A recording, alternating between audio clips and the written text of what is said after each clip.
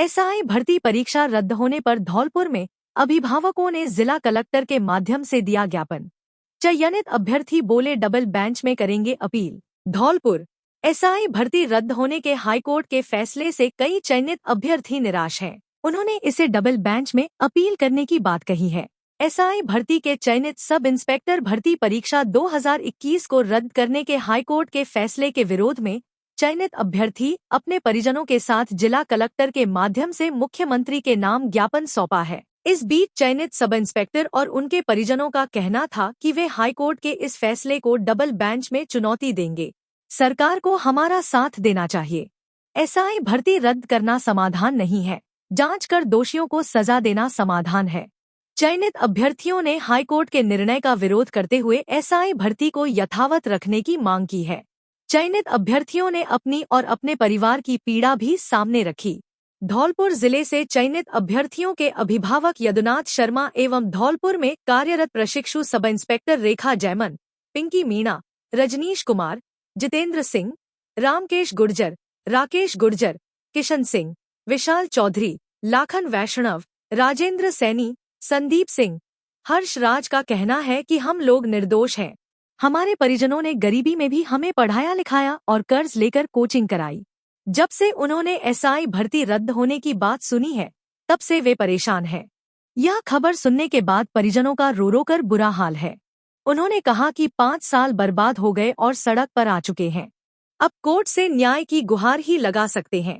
हमारी मांग है कि एसआई भर्ती को लेकर यथावत रखी जाए और चयनित ईमानदार अभ्यर्थियों को न्याय मिले, चोरों को सजा मिले। मेरा नाम रेखा है, मैं डीग से हूँ। 2016 में ग्रेजुएशन होते ही मैंने सपना देखा था पुलिस अधिकारी बनने का, ताकि लोगों के साथ न्याय कर सकें। 2016 वाली भर्ती में मैं लास्ट फाइनल मेरिट में रह गई थी।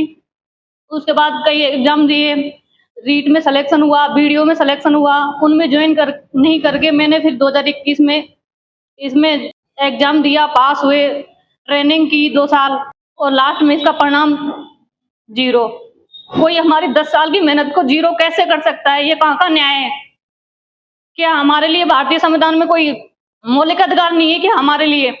लड़कियों को वैसे ही गांव ग्रामीण एरिया में कोई नहीं पढ़ाता। मेरे घर वालों ने हौसला किया, मुझे पढ़ाया और मैं मेरे गांव की एक पहली लड़की हूँ जो यहाँ तक सक्सेस होके आई। अब मैं गांव में क्या मुंह दिखाऊंगी? यहाँ ऐसे चोरों की तरह छिपके घूम रहे हैं, हम घर जाने की हिम्मत नहीं है हमारी और चोर खुशी से घूम रहे हैं। ये कहाँ का न्याय है? हम तो दूसरों के लिए न्याय देने के लिए सपना देखा था, यहाँ तो हमारे साथ ही अन्याय हो रहा है। तो मेरी तो सरकार से और राजनेताओं से और न्यायपालिका से ये गुहार है कि जो ये नेता अपने वोट बैंक के लिए धरने देकर हमारे लिए ये अन्याय करने के लिए थे, तो कृपया करके राजनीति करने के लिए और भी बहुत मुद्दे, बिजली, पानी, लोगों के भविष्य को गर्त में डाल के, और तुम इस पे क्या राजनीति करना चाहते हो? राजनीति के लिए और भी बहुत मुद्दे हैं। तो मेरा तो सरकार से ये निवेदन है कि हमें जल्द से जल्द न्याय दिलाए, नहीं तो हम ऐसे घुट घुट के जी के एक दिन ऐसी स्थिति आएगी कि हम सुसाइड भी कर लेंगे। तो इसका जिम्मेदार कौन होगा? केवल ये शासन, प्रशासन और ये भ्रष्ट तंत्र। मेरा नाम रजनीश कुमार है और मैं भरतपुर जिले का रहने वाला हूँ। यहाँ धौलपुर में पदस्थापित हूँ। मेरी यहाँ पोस्टिंग जनवरी 2025 में हुई थी। मेरे को लगा मैं समाज के लिए अच्छा मानक सेट करूंगा और न्याय दिलाऊंगा, जो आमजन में विश्वास है उसको सिद्ध कर पाऊंगा। लेकिन आज हालात ये हैं कि आज हमारी जॉब का कोई अता पता नहीं है। हम खुद दर-बदर भटक रहे हैं। हम खुद सामाजिक ट्रॉमा, जो भी मेंटल स्ट्रेस है, बहुत सामना कर रहे हैं। हमारे कोई सुनने वाला नहीं है। तो मैं आपके माध्यम से निवेदन करना चाहता हूँ, अपील करना चाहता हूँ सरकार से और तमाम नुमाइंदों से जो इस कड़ी में जो हमारा साथ दे रहे हैं, हमें न्याय दिलाएं। सरकार मजबूती से हमारे डबल बेंच में आगे जहाँ भी आवश्यकता हो हमारा पक्ष रखे और हमें न्याय दिलाए और हमारी नौकरी को सुरक्षित रखे, जिससे कि हम जो जिस उद्देश्य को लेके आए थे उसको पूरा कर सकें। जो अपने हमारा सपना था हम उसको पूरा करें। मैंने ग्रेजुएशन होते ही इसकी तैयारी की पूरी शिद्दत के साथ, अपना पूरा समय दिया इसमें। वो मेहनत की, पिताजी का सपोर्ट था, उसकी वजह से मैं ये पास कर पाया इस एग्जाम को। अभी जिम्मेदारी मेरे को आगे बढ़ानी थी। मैंने मेरे छोटे भाई को पढ़ाने के लिए आगे जिम्मेदारी ली थी, पर मैं खुद की मेरे अब जिम्मेदारियों को निर्वहन नहीं कर पा रहा हूँ, तो उसको कैसे पढ़ा पाऊंगा? ये मेरे सामने विकट समस्या है। तो ये देखते हैं सरकार क्या करती है। सरकार से निवेदन है कि इसमें बेहतर निर्णय लें। मेरा नाम हर्ष राज है। मैं धौलपुर में सब इंस्पेक्टर पोस्टेड हूँ। हमारी पोस्टिंग को लगभग 2 साल कंप्लीट होने को आए हैं। अभी सरकार का अभी 3 दिन पहले जो निर्णय आया है, माननीय न्यायपालिका का जो निर्णय आया है, उसमें भर्ती को रद्द करके हमारे ऊपर जो कुठाराघात किया गया है, हम सरकार से करबद्ध निवेदन करते हैं कि इस परिस्थिति से हमें बाहर निकाला जाए। जो दोषी हैं उन पर आप कार्रवाई कीजिए। हम हर तरह से आपका साथ देने के लिए तैयार हैं। आप 859 लोग हैं, जिनमें से 54 लोगों को डिटेन किया गया है। बाकी के लोग जितने भी लोग हैं, आप हर एक को लेकर के जाइए। आप नार्को टेस्ट करवाना चाहते हैं, आप नार्को कराइए, आप ब्रेन मैपिंग कराइए, आप सीबीआई से जांच कराइए, आप जो भी कोई और अन्य एजेंसी अपनी लगाना चाहते हैं उसको लगाइए। लेकिन ऐसा कुठाराघात हमारे ऊपर और हमारे परिवार के ऊपर, हमारी 5 साल की मेहनत के ऊपर, हमारे आने वाले भविष्य के ऊपर आपसे हाथ जोड़ करके विनती है कि ना करें। ऐसा करने से आपने ये रद्द का निर्णय दिया है, मुझे तो लगता है कि ये जो आप करना चाह रहे थे उसके विपरीत इसमें हुआ है। अब अगर दोषी जो है इसमें उनके ऊपर कार्रवाई नहीं होगी, उनके लिए ये बेनिफिशियल होगा। और जो निर्दोष लोग हैं, जो कहीं ना कहीं अपना भविष्य इसके जरिए से संवारना चाह रहे थे, और उनकी स्थिति, उनके सामने विषम परिस्थितियां खड़ी होंगी। सरकार, हम ऐसी स्थिति है कि हमारे पास कोई अन्य विकल्प नहीं है। हमारे पास अब वो एफिशिएंसी नहीं है कि जिससे हम आगे कुछ और बेहतर कर सकें। सारे रास्ते बंद हैं, पारिवारिक स्थितियां कमजोर होती जा रही हैं। हम लोगों ने शादी के लिए, हम लोगों ने उम्र बीती जा रही है, घर मकान बनाने के लिए लोन लिए हुए हैं। ऐसे हालात में क्या भविष्य होगा, सरकार निर्धारित करे। क्या होगा हमारे साथ, हम समझ से बाहर है। ऐसा ही नियुक्ति में अभी न्यायालय की तरफ से जो फैसला आया है, उन्होंने इस आधार पर निर्णय दिया है कि जांच संभव नहीं है कि उसमें से नकल वालों को, लोगों को छांट सकें और पकड़ सकें। हमारे देश ने इतनी तरक्की कर ली है कि अभी हाल में ही सिंदूर ऑपरेशन के अंदर इस प्रकार की मिसाइलें छोड़ी गई, इस प्रकार का किया गया कि उन्होंने चुन चुन के आतंकवादी को तो मारा, लेकिन आम नागरिकों को, पाकिस्तान के लोगों को कोई हत्या उनकी नहीं हुई। लेकिन हमारी जांच एजेंसी जो काबिल लोग हैं, उन काबिल लोगों ने केवल ये कहकर के पल्ला झाड़ दिया कि हम इसमें से छटनी नहीं कर सकते। छटनी क्यों नहीं कर सकते? जो उन्होंने, जिनकी नियुक्ति नहीं, अंतिम चयन में जिनका नंबर नहीं आया था, उन लोगों को भी उन्होंने अभी पकड़ा है। गहलोत साहब का जो पीएस था उसका चयन नहीं हुआ था। इस प्रकार तमाम ऐसे लोग हैं जिनका चयन अंतिम सूची में नहीं आया, लेकिन उन्होंने उनको भी पकड़ा है। तो क्या इनमें एसआईओ में से छांट करके उनको नहीं पकड़ सकते थे? जिनका जो भर्ती लिप्त थे, जिन्होंने गलत तरीके से वर्दी हासिल की है। हमारी तो उनसे यही निवेदन रहेगा कि जांच जारी रखें, और जब तक जो पकड़ में आए उसको पकड़ते चलें।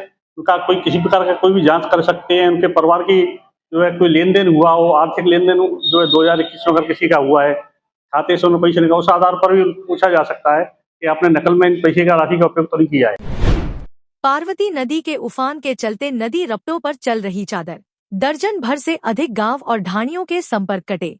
धौलपुर जिले में रुक रुक कर हो रही बारिश की वजह से पार्वती बांध के 4 गेट खोलकर 6,649 क्यूसेक पानी पार्वती नदी में रिलीज किया है, जिससे बसेड़ी, सैंपो और धौलपुर और राजाखेड़ा उपखंड के कई गांव का संपर्क जिला मुख्यालय से कट गया है और पार्वती नदी की रपट मार्गों पर करीब 4 फीट की चादर चल रही है।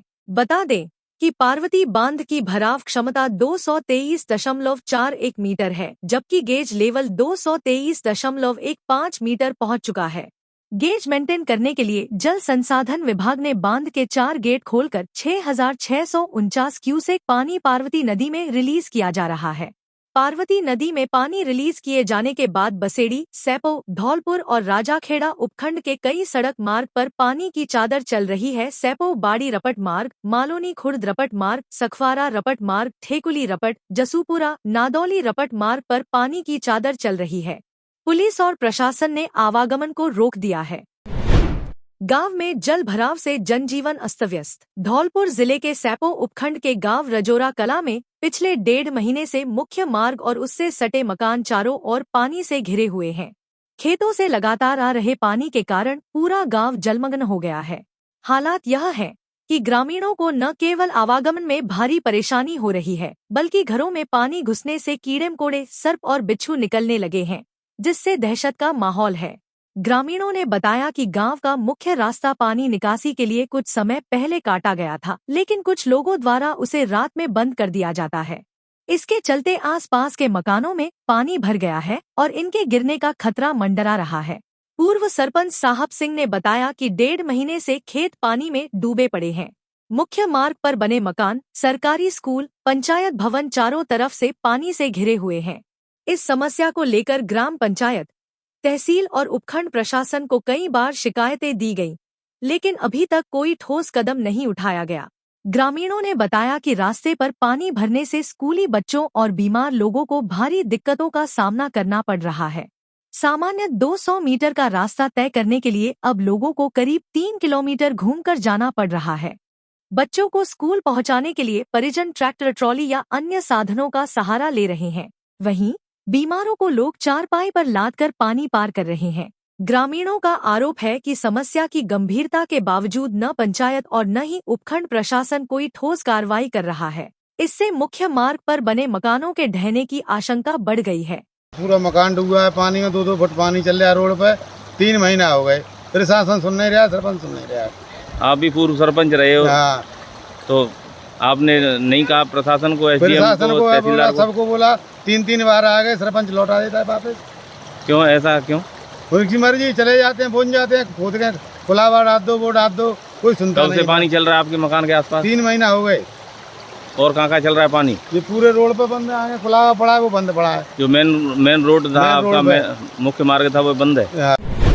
गणपति बप्पा मोरिया के जयकारों के साथ किया गणेश प्रतिमा का विसर्जन। धौलपुर जिले के बाड़ी विनायक सेवा समिति द्वारा आयोजित 14वां गणेश महोत्सव बड़े ही धूमधाम और श्रद्धाउत्साह के साथ गणपति विसर्जन के साथ संपन्न हुआ। पार्वती नदी पर गणेश विसर्जन के दौरान भक्तों ने गणपति बप्पा मोरिया के जयकारों के बीच भगवान गणेश की प्रतिमा का विसर्जन किया। समापन से पूर्व समिति द्वारा फूल बंगला, 56 भोग एवं गणेश जागरण का आयोजन किया गया। जागरण में भजन गायक मधुर भजनों और सुंदर झांकियों की प्रस्तुतियों से भक्तिमय वातावरण बना दिया। पूरी रात महिला, पुरुष और बच्चे भक्ति में झूमते रहे। भंडारे के साथ समापन हुआ, जिसमें श्रद्धालुओं ने प्रसाद ग्रहण किया और गणपति प्रतिमा का विसर्जन किया। इस अवसर पर समिति के पूर्व अध्यक्ष राजेंद्र उर्फ खन्ना ने कहा कि यह आयोजन समाज में एकता और सौहार्द का संदेश देता है तथा हमारी संस्कृति और परंपराओं को जीवित रखता है। वर्तमान अध्यक्ष मनीष बंसल ने समिति के सभी सदस्यों एवं पूर्व अध्यक्ष को धन्यवाद ज्ञापित करते हुए कहा कि यह पर्व समाज के लिए अच्छे कार्य करने की प्रेरणा देता है। मीडिया प्रभारी आरती शिवहरे ने कहा कि आयोजन ने शहर के लोगों को एकजुट करने और भगवान गणेश की भक्ति व एकता का संदेश देने में सफलता पाई है। कार्यक्रम में समिति के उपाध्यक्ष संजय बंसल, कोषाध्यक्ष पवन गोयल, डांग वाले, महामंत्री देवेंद्र गर्ग, सदस्य नीरज सोनी, दुर्गा प्रसाद, राजेंद्र शिवहरे, युवराज, अमित बिंदल, अजय बंसल, मोहित मंगल, आशीष बंसल, पंकज गर्ग, नीरज शर्मा आदि बड़ी संख्या में सदस्य परिवार सहित उपस्थित रहे। गाजे बाजे के साथ रवाना हुई नारायणी माता की 8वीं पदयात्रा। धौलपुर जिले के सरमथुरा कस्बे में सोमवार को सैन समाज के तत्वाधान में नारायणी माता भक्त मंडल द्वारा 8वीं विशाल पदयात्रा नारायणी माता धाम अलवर राजस्थान के लिए प्रस्थान हुई। यात्रा की शुरुआत झिन्नापाड़ा मोहल्ला स्थित नारायणी माता मंदिर से विशेष पूजा अर्चना के साथ हुई।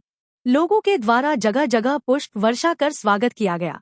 अध्यक्ष पुरुषोत्तम सेन ने बताया कि प्रति वर्ष सेन समाज के द्वारा नारायणी धाम के लिए पदयात्रा का आयोजन किया जाता है, जिसमें सरमथुरा उपखंड सहित आसपास के ग्रामीण क्षेत्रों से भी सैकड़ों की संख्या में पदयात्री शामिल होते हैं। यात्रा अलग अलग जगहों पर पड़ाव लेकर नारायणी माता धाम अलवर राजस्थान पहुंचती है, जहां समिति के द्वारा भोजन प्रसादी का आयोजन किया जाता है। यात्रा के दौरान भजनों की धुनों पर युवाओं ने नृत्य करते हुए माहौल को भक्तिमय बना दिया।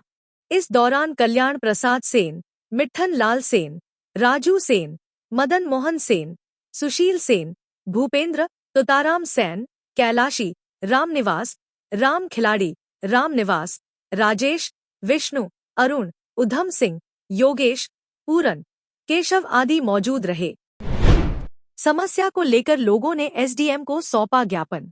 धौलपुर जिले के सरमथुरा उपखंड क्षेत्र की बिलोनी ग्राम पंचायत में कुछ दबंग लोगों के द्वारा राजपूत समाज के व्यक्ति की जमीन एवं मकान पर कब्जा करने की कोशिश की जा रही है। पीड़ित को न्याय दिलवाए जाने की मांग को लेकर सोमवार को उपखंड अधिकारी अमन चौधरी को लोगों ने ज्ञापन सौंपा है, जिसमें बताया है कि गांव के ही कुछ दबंग लोगों के द्वारा हमारे समाज के व्यक्ति की जमीन एवं पुश्तैनी मकान पर कब्जा किया जा रहा है। दबंगों के द्वारा पीड़ित की जमीन पर जेसीबी चलाकर दहशत फैलाने की नियत से बंदूक एवं कट्टों से फायरिंग की गई। साथ ही गांव आने पर जान से मारने की धमकी दी गई है। इसको लेकर समाज के लोगों ने दोषियों के खिलाफ सख्त कार्यवाही की मांग करते हुए एसडीएम को ज्ञापन सौंपा है। इस दौरान एसडीएम अमन चौधरी ने कहा कि बिलोनी माता सबकी है, शांति का माहौल बनाकर रखें। अगर कोई भी शांति व्यवस्था को बिगाड़ने की कोशिश करेगा तो उसे बख्शा नहीं जाएगा। इस दौरान सरमथुरा तहसीलदार महेश सिंह, राजपूत समाज अध्यक्ष भोला सिंह, पूर्व अध्यक्ष राजेश सिंह जादौन, गोपाल सिंह, कप्तान सिंह, देवेंद्र सिंह, कमल सिंह, सुल्तान, मुकेश सिंह, मुनेंद्र सिंह, रवि जादौन आदि बड़ी संख्या में लोग मौजूद रहे। राजपूत समाज के सभी प्रबुद्धजन उपखंड कार्यालय सरमथुरा पर एकत्रित हुए राजपूत समाज के, और जो हमारे बिलोनी का जो आपसी जो समाज का जो सौहार्दपूर्ण वातावरण बिगड़ा हुआ था उसको संभालने के लिए, उस वातावरण को शांत करने के लिए हम सभी ने उपखंड कार्यालय में उपखंड अधिकारी जी को एक ज्ञापन दिया, जिसको के पहले से ही एक राजनीतिक रंग दिया जा रहा था, जिसके लिए समाज ने उनसे उपखंड कार्यालय में सभी अधिकारियों से, उपखंड अधिकारियों से ये कहा कि इसको बिना पक्षपात के आप जिस तरीके से जो भी उसमें दोषी हो उसके खिलाफ कार्रवाई करें और इसको किसी भी तरीके से इस मैटर को निपटाने का प्रयास करें। बिलोनी में जो मंदिर है उसको लेके कई सारे समाज वाले मिल रहे हैं, आपस में मिलके सबका है कि मंदिर सभी समाज का सबका है, तो सब आपस में मिलजुल के रहे। कोई भी समाज है, कोई भी विवाह, कुछ भी अगर कानून को अपने हाथ में लेके किसी को परेशान करने की नियत रखता है तो उसका प्रशासन सख्ती से सख्त निपटेगा उसके साथ में। और मेरी हिदायत है जितने भी युवा हैं उनको कि माता जी का आशीर्वाद है तो सब आपस में मेलजोल बना के रखेगा। अगर किसी ने मेलजोल बना के नहीं है तो प्रशासन उनके साथ सख्ती से आएगा, चाहे वो कोई भी हो। 1200 विद्यार्थियों ने दी भारत को जानो प्रतियोगिता परीक्षा। धौलपुर भारत विकास परिषद शाखा धौलपुर की ओर से सोमवार को जिले के 19 राजकीय और निजी विद्यालयों में भारत को जानो प्रतियोगिता आयोजित की गई। परिषद के अध्यक्ष मुकेश गर्ग ने बताया कि प्रतियोगिता में कनिष्ठ वर्ग में 550 एवं वरिष्ठ वर्ग में 650 कुल 1200 विद्यार्थियों ने भाग लिया।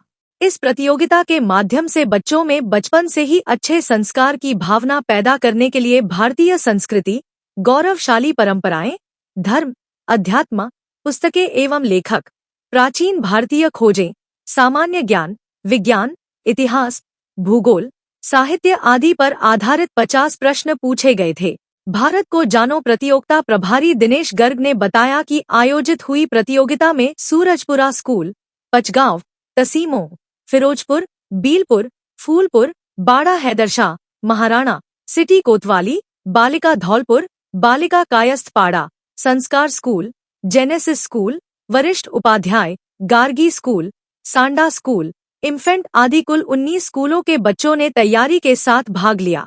सह प्रभारी मनोज भट्ट ने बताया कि प्रतियोगिता में प्रथम एवं द्वितीय स्थान लाने वाले स्टूडेंट्स को 15 सितंबर को पुरस्कार लेने एवं शाखा स्तरीय प्रतियोगिता में भाग लेने पीएम श्री स्कूल बाड़ा हैदरशाह धौलपुर में आमंत्रित किया गया है। मोबाइल से हाजिरी लगाने का किया विरोध, सौंपा ज्ञापन। धौलपुर संयुक्त अधिकारी कर्मचारी महासंघ आयुष धौलपुर द्वारा मुख्यमंत्री, मुख्य सचिव आयुष विभाग, उप शासन सचिव आयुष मंत्री प्रेमचंद बेरवा एवं निदेशक आयुष अजमेर को संबोधित एक ज्ञापन सौंपा गया। ज्ञापन में मुख्य मांग की गई है कि निदेशक आयुष द्वारा AMS मोबाइल ऐप से उपस्थिति दर्ज कराने संबंधी जारी आदेश को तुरंत प्रभाव से विलोपित किया जाए। कर्मचारियों ने कहा कि विभाग में समय पर उच्च एवं स्थानीय अधिकारियों द्वारा चिकित्सालयों, औषधालयों व कार्यालयों का निरीक्षण किया जाता है, इसीलिए मोबाइल से उपस्थिति की अनिवार्यता उचित नहीं है। कर्मचारियों ने चेतावनी दी कि यदि यह आदेश वापस नहीं लिया गया तो आंदोलन को और तेज किया जाएगा। आवश्यकता पड़ी तो आमरण अनशन और भूख हड़ताल भी की जाएगी। इस अवसर पर आयुर्वेद चिकित्सा अधिकारी संघ अध्यक्ष डॉक्टर वीरेंद्र सिंह यादव, डॉक्टर आकाश अग्रवाल, राजेश शर्मा, प्रज्ञा जैन, डॉक्टर गुलाब सिंह मीणा सहित कंपाउंडर वर्ग के राम गोस्वामी, गोपाल कृष्ण शर्मा, सतीश शर्मा, रविंद्र व्यास, मुन्नालाल, नवल सिंह, संतोष पुरी, नेमी सिंह, नरेंद्र कुमार आदि मौजूद रहे। बाढ़ पीड़ितों ने की पुनर्वास कराने की मांग, सौंपा ज्ञापन। धौलपुर हर वर्ष चंबल नदी की बाढ़ से प्रभावित हो रहे धौलपुर जिले के चीलपुरा गांव के लोगों ने सुरक्षित आवासीय भूमि की मांग को लेकर जिला कलेक्टर श्रीनिधि बीटी को ज्ञापन सौंपा है। ग्रामीणों का कहना है कि बाढ़ के दौरान उनका जीवन अत्यंत कष्टदायक हो जाता है और बार बार नुकसान उठाने के बाद अब वे स्थायी समाधान की मांग कर रहे हैं। ग्रामीणों के अनुसार चीलपुरा गांव में प्रतिवर्ष चंबल नदी का पानी घरों में घुस जाता है, जिससे अधिकांश मकान क्षतिग्रस्त हो जाते हैं।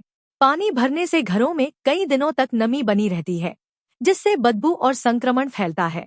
पशुओं के चारे से लेकर घरेलू सामान तक को खुले आसमान के नीचे रखना पड़ता है। तेज हवाओं और वर्षा के चलते महिलाओं, बुजुर्गों और बच्चों को भारी कठिनाइयों का सामना करना पड़ता है। ग्रामीणों ने बताया कि घरों को सूखने में कई सप्ताह लग जाते हैं, जिसके बाद ही वे दोबारा सामान ला पाते हैं। लगातार होती क्षति से आर्थिक संकट गहराता जा रहा है। मरम्मत पर खर्च बढ़ने के साथ ही फसलों का नुकसान और विस्थापन की वजह से आमजन को जीवन यापन में दिक्कतों का सामना करना पड़ रहा है।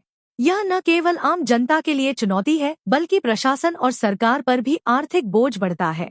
ज्ञापन में ग्रामीणों ने प्रशासन से मांग की है कि प्रत्येक परिवार के लिए आवास, पशुशाला और चारा रखने के लिए पर्याप्त भूमि उपलब्ध करवाई जाए। साथ ही यह भी आग्रह किया गया है कि प्लॉट आवंटन लॉटरी प्रणाली से निष्पक्ष रूप से किया जाए, ताकि स्थान को लेकर आपसी विवाद की स्थिति न बने। हम रंजीत तोमर है, हम ग्राम चीलपुरा से आज बाढ़ प्रभावित लोग सभी मिलकर के कलेक्टर महोदय को ज्ञापन देने के लिए आए थे। हम 2022 में भी बाढ़ से प्रभावित थे और 2025 में भी, 2019 में भी लगातार हमें पट्टे दिए गए, उनका कार्य नहीं हुआ है। ये इन पर हमें केवल आश्वासन मिल रहा है, किसी प्रकार का कार्य नहीं हुआ है। हम चाहते हैं कि ग्रामवासियों को किसी ऊंचे स्थान पर जहाँ भी उचित हो वहाँ पर पट्टे दिए जाए। हम कलेक्टर महोदय को आज यही ज्ञापन देने के लिए आए थे और कलेक्टर महोदय ने भी हमें ये आश्वासन दिया है कि जल्दी से जल्दी इस पर कार्रवाई की जाएगी। बारिश ने खोली नगर पालिका की व्यवस्थाओं की पोल। धौलपुर जिले के राजाखेड़ा क्षेत्र में सोमवार दोपहर हुई तेज बारिश से एक बार फिर नगर पालिका के दावों की पोल खोल दी है। जगह जगह बारिश से जलभराव की समस्या पैदा हो गई, जिससे कई जगह लंबे समय तक आवागमन बाधित रहा। नगर पालिका परिसर सहित आधा दर्जन राजकीय कार्यालयों के सामने जलभराव से लोगों को आवागमन में दिक्कत हुई। शहर के रामखिलाड़ी चौराहे, छेकुरिया बस्ती, रोहाई मोहल्ला सहित अन्य गलियों, मुख्य सड़कों पर भयंकर जलभराव से आवागमन बाधित हो गया और जाम की स्थिति बनी रही। छोटे बच्चों और राहगीरों को कीचड़ व पानी से लबालब गलियों से निकलना भारी पड़ा। इससे कहा जा सकता है कि नगर पालिका प्रशासन ड्रेनेज व्यवस्था को लेकर गंभीर नहीं है। महज 1 घंटे की बारिश में ही नालियां और सड़कें लबालब हो गईं। जगह जगह बने गड्ढों और खुले नालों में पानी भर जाने से आवागमन में समस्याएं आने लगी। स्थानीय निवासियों का कहना है कि राजाखेड़ा की ड्रेनेज व्यवस्था पूरी तरह दम तोड़ चुकी है। हर साल बरसात के मौसम में यही हालात बनते हैं, लेकिन पालिका प्रशासन कोई ठोस कदम नहीं उठाता। शिविर में रक्तदाताओं ने डोनेट किया 124 यूनिट ब्लड। धौलपुर जिले की अपना घर सेवा समिति बसेड़ी द्वारा आयोजित द्वितीय स्वैच्छिक रक्तदान शिविर का आयोजन सोमवार को अग्रवाल धर्मशाला में हुआ। सुबह 10 बजे से शुरू हुए रक्तदान शिविर में लगातार शाम तक ग्रामीण और शहरी क्षेत्र से आए युवाओं की कतार लगी रही। शाम 4 बजे तक 124 यूनिट रक्तदान हुआ। कार्यक्रम की अध्यक्षता समिति अध्यक्ष कैलाश चंद गोयल ने की। शिविर के दौरान अतिथि के रूप में भाजपा जिलाध्यक्ष राजवीर सिंह राजावत व उपखंड अधिकारी सुरेंद्र प्रसाद ने शिरकत की। भाजपा जिलाध्यक्ष राजवीर सिंह राजावत ने सर्व समाज के युवाओं के प्रयास की सराहना करते हुए कहा कि हर समाज को इसी प्रकार के आयोजन कर धौलपुर ब्लड बैंक में आने वाले रक्त की कमी को दूर करना चाहिए। उपखंड अधिकारी सुरेंद्र प्रसाद ने कहा कि रक्तदान सबसे बड़ा दान होता है। रक्त का उत्पादन नहीं किया जा सकता और न ही इसका कोई विकल्प है। जरूरतमंद को तुरंत सहायता पहुंच सके, इसके लिए हमको रक्तदान जरूर करना चाहिए। अपना घर सेवा समिति अध्यक्ष कैलाश चंद गोयल ने कहा कि शरीर के लिए रक्तदान बहुत ही लाभदायक है। डोनेशन से खून पतला होता है, पतला खून हृदय के लिए अच्छा होता है। समिति सचिव रवि गोयल ने बताया कि रक्तदाताओं से एकत्रित 124 यूनिट रक्त को धौलपुर ब्लड बैंक भेजा गया है, जिससे थैलेसीमिया, दुर्घटना और ऑपरेशन थिएटर में लोग जिंदगी और मौत से जूझ रहे हैं। उनके लिए खून का एक कतरा भी जीवन है और यह जीवन आपका सहयोग बचा सकता है।